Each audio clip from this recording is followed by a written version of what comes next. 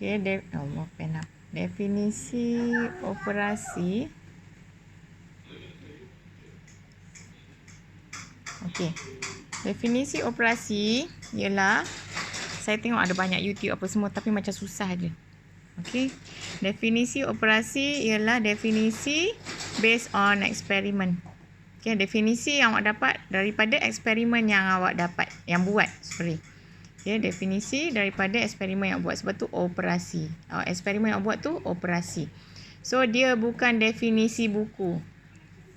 Okey, contoh dalam buku, apa maksud asid? Dalam buku, asid ialah bahan kimia. Saya buat short form je lah sebab yang ni tak penting. Yang larut dalam air dan hasilkan,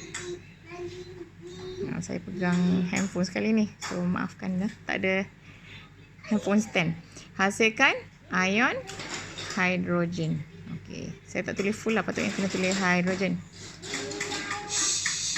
Ayat, jangan main-mainan dulu. So ini dalam buku. Kalau minta definisi operasi paper 3 ujian amali, jangan bagi definisi buku. Dia mesti definisi. Okey, katalah saya suruh buat eksperimen. Okey, saya bagi awak macam katalah sebelum ni awak ni Kylie. Nah, air wuduk. Air wuduk. Kan ni basah penuh wuduk. Okey. Okey, katalah awak sebelum ni tak pernah belajar kimia. Okey, tiba-tiba awak masuk makmal, ada 2 larutan yang jernih. Okey, larutan A, B. Okay, awak bayangkan awak macam budak darjah 3 lah contoh. Budak darjah 3 kan tak belajar kimia lagi. So, saya pun bagi kertas litmus biru. Kertas litmus biru. Saya bagi tahu awak satu info sahaja. Saya bagi satu info saja. Kalau kertas awak rendam kertas litmus ni dalam larutan, kalau kertas litmus biru ni tukar kepada merah, dia adalah asid. So dia adalah asid.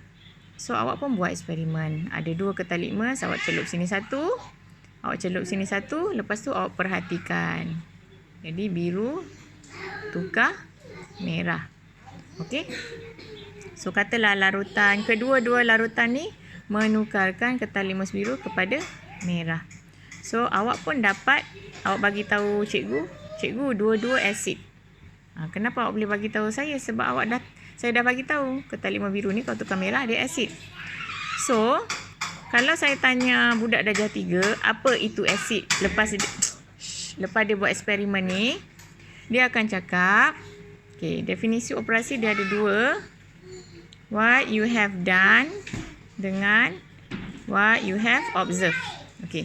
Let's say awak nak cakap observe dulu pun tak apa, dan dulu pun tak apa, tak kisah. Turutan tak penting. Yang penting dalam definisi operasi awak ada 2 benda ni. Awak boleh cakap definisi operasi bagi asid ialah bahan yang ni dan apabila kertas litmus biru dicelupkan ke dalam larutan itu, ia menukarkan kertas litmus biru itu kepada merah. Itu what you have observed. Saya ulang What you have done ialah ambil kertas litmus biru dan celupkan ke dalam larutan tersebut. Dan what you have observed, dan menukarkan kertas litmus biru tu kepada warna merah.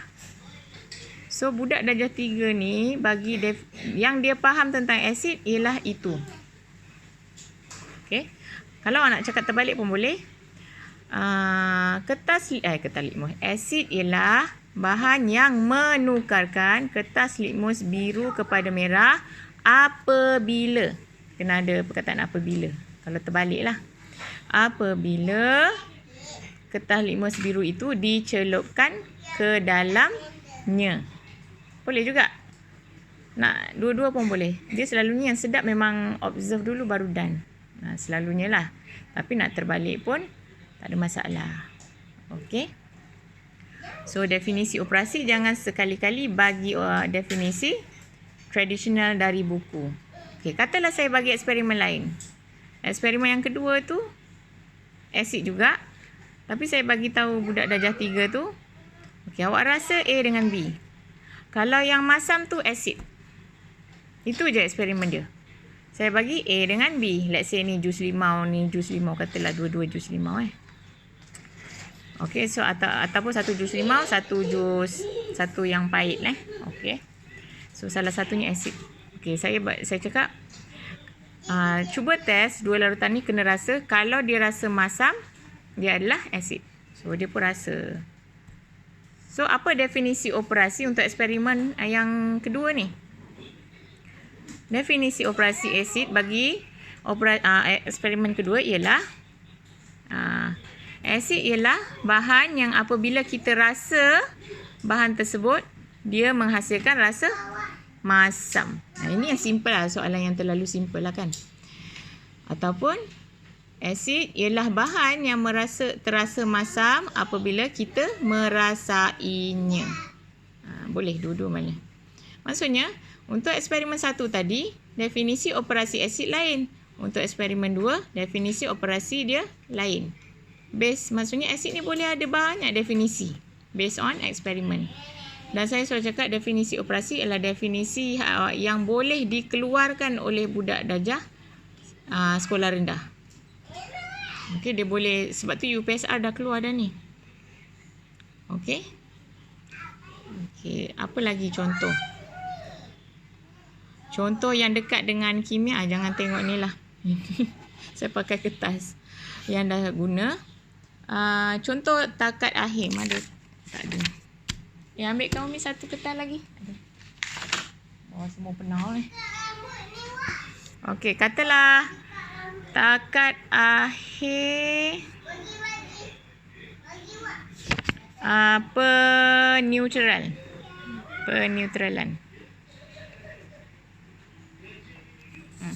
Apa maksud takat akhir peneutralan?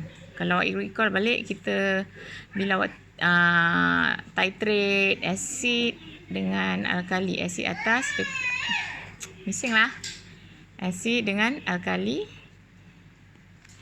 awak habis di titrate, ada phenolphthalein kan. Phenolphthalein ni dia tukar daripada apa tu, pink ke colorless. Okay, so apa definisi takat akhir peneutralan? So kita cuba tafsirkan. Takat akhir peneutralan ialah apabila what you have done, asid dititratkan kepada alkali.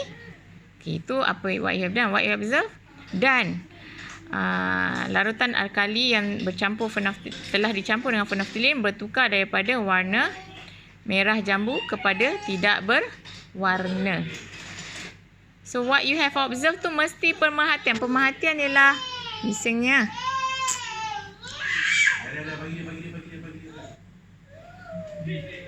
Pemerhatian. Maksudnya boleh dilihat dengan mata. Okey. So tak ada tafsiran apa-apa pada definisi operasi. Dia adalah kaitan observe kan. Observe mesti selalunya dengan mata lah. Okey, bacaan ke apa. Okey, itu definisi operasi. Okey. Lagi katalah contoh macam mana katalah ada jarum terpesong, awak tahu ada elektrik kan. Ini saya tak tulis lah cakap je. Macam mana awak tahu dia ada elektrik? Jarum terpesong.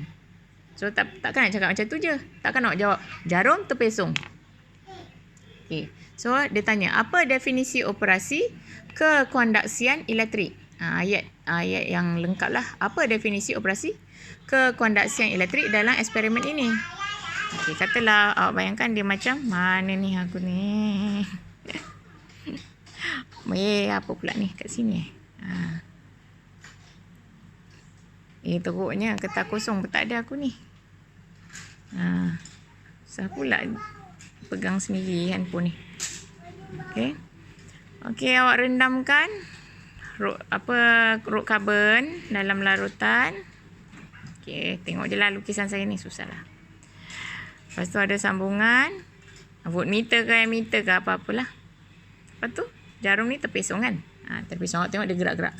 So apa definisi operasi kekondaksian elektrik? So awak cakap definisi operasi kekondaksian elektrik ialah, awak jawab ialah teruslah. Okay, dalam kimia awak tak payah ulang balik soalan, terus jawab. ialah apabila ini nak saya sebut dan dulu. 2 rod karbon dicelupkan ke dalam larutan itu. Okey. Dan jarum voltmeter menunjukkan pesongan ataupun jarum voltmeter terpesong. Okey. Ini ataupun awak cakap ada lita kat sini tu. Okey. So saya dah gabungkan what you have done, iaitu apabila 2 rod karbon yang telah disambung pada lita dicelupkan ke dalam larutan dan voltmeter, kena sebutlah sambungan voltmeter, dan voltmeter menunjukkan jarum voltmeter menunjukkan pesongan. Pesongan tu siapa yang nampak? Mata ialah observe lah. So jangan sekali-kali bagi definisi buku. Okey, itu saja. Apa tu? Untuk 5 beta. Jangan lupa, tu je lah. Okey.